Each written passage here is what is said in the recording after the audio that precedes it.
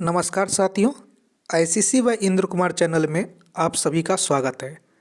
आज आप लोगों को बताने जा रहे हैं बिहार में जो कंप्यूटर शिक्षक का बहाली होने जा रहा है उसके लिए क्वालिफ़िकेशन क्या चाहिए। बिहार में इससे पहले कंप्यूटर शिक्षक का बहाली ओनली 11th और 12th के स्कूल में होता था, मतलब +2 में होता था।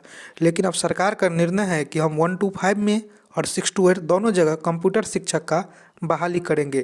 तो आप लोग अभी से योग्यता देख लीजिए और जिसका योग्यता नहीं है वह कहीं एडमिशन ले लीजिए, जिससे आपका अभी जो 5-6 महीना लेट है उसमें आपका योग्यता कंप्लीट हो जाए। तो बिहार में 1 to 5 और 6 to 8 के लिए भी कंप्यूटर शिक्षक का बहाली होगा। यह बहाली 2 फेज में होगा। कम से कम कितना फेज में होगा? 2 फेज में होगा। फेज वन आएगा पहले, फेज 1 आएगा, फिर फेज 2 होगा। फेज 1 में जो है 6 to 8 का बहाली होगा और फेज 2 में 1 to 5 का बहाली होगा। और इसमें जो है फेज 1 में 6 to 8 का बहाली होगा। तो हम दोनों स्कूल के लिए आप लोग को योग्यता बता रहे हैं। 1 to 5 के लिए योग्यता क्या रहेगा और 6 to 8 के लिए योग्यता क्या रहेगा। तो आइए डिटेल से जानते हैं 1 to 5 के लिए पहले क्या योग्यता रहेगा। देखिए 1 to 5 के लिए जो योग्यता है आपका, क्लास 1 to 5 के लिए जो योग्यता है, अगर आप क्लास 12 पास हैं, DCA किए हैं, ये 6 महीना का कोर्स होता है, ADCA किए हैं, ये 1 साल का कोर्स होता है, या BTET किए हैं।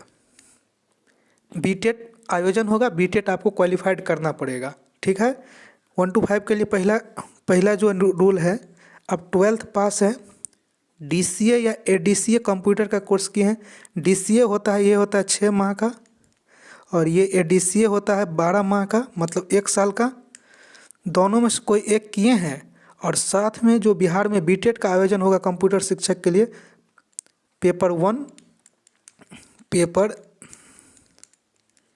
1 अगर आप क्वालिफाइड हैं तो आप जो है BPSC के थ्रू जो बहाली होगा कंप्यूटर शिक्षक, उसके लिए आप एलिजिबल होंगे। या दूसरा, अगर आप मान लीजिए कोई स्टूडेंट है, ग्रेजुएशन किए हैं, DCA है आपके पास कंप्यूटर से संबंधित, ADCA है, और एक कोर्स होता है PGDCA, और BTET होता है, BTET होगा, और BTET आपको क्वालिफाइड करना पड़ेगा पेपर 1। जैसे ना 1 to 5 टीचर के लिए पेपर 1 क्वालिफाइड करना पड़ता है, यहाँ भी 1 to 5 के लिए आपको पेपर 1 क्वालिफाइड करना पड़ेगा। लेकिन ग्रेजुएशन प्लस DCA हो या ADCA हो, DCA 6 महीना का होता है, ADCA ये 12 महीना का होता है, और PGDCA जो है ये भी 12 महीना का होता है। ये भी 12 महीना का होता है, और ये 6 महीना का होता है। तो इतना अगर आप किए हैं तो आप एलिजिबल हैं BPSC के थ्रू जो बहाली होगा कंप्यूटर शिक्षक का 1 to 5 के लिए, उसके लिए एक बार फिर से अच्छा से समझ लीजिए आप लोग।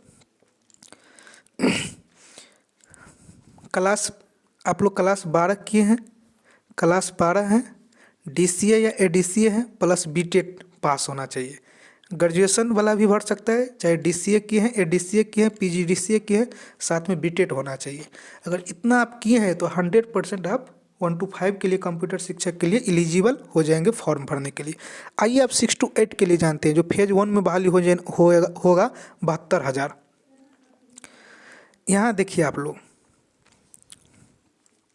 6 to 8 के लिए 12th जो पास है वह फॉर्म नहीं भर सकता है। 12th पास है और DCA या ADCA कर लिए हैं, वह फॉर्म नहीं भर सकता है। क्लास 6 to 8 के लिए जो ग्रेजुएशन किया है और ADCA जो 1 साल का है कंप्यूटर कोर्स है, PGDCA जो 1 साल का कोर्स है, ये अब प्लस BTET में BTET में पेपर 2 पास है, तो आप 6 to 8 के टीचर के फॉर्म भरने के लिए, कंप्यूटर शिक्षक के फॉर्म भरने के लिए बिल्कुल ही एलिजिबल हो जाएंगे। समझ गए? आप सिंपल ग्रेजुएशन किए हैं, चाहे आप BA किए हैं, चाहे आप BSc किए हैं, चाहे आप BCom किए हैं, और साथ में BCom किए हैं, साथ में आप ADCA कोर्स किए हैं 1 साल वाला, या PGDCA कोर्स किए हैं 1 साल वाला, और साथ में BTET किए हैं, इतना BTET पास हैं। इतना अगर आप हैं तो 6 to 8 के लिए कंप्यूटर शिक्षक के लिए आप फॉर्म भर सकते हैं। और भी किसी प्रकार की जानकारी आप लोग को चाहिए तो आप लोग बताइएगा।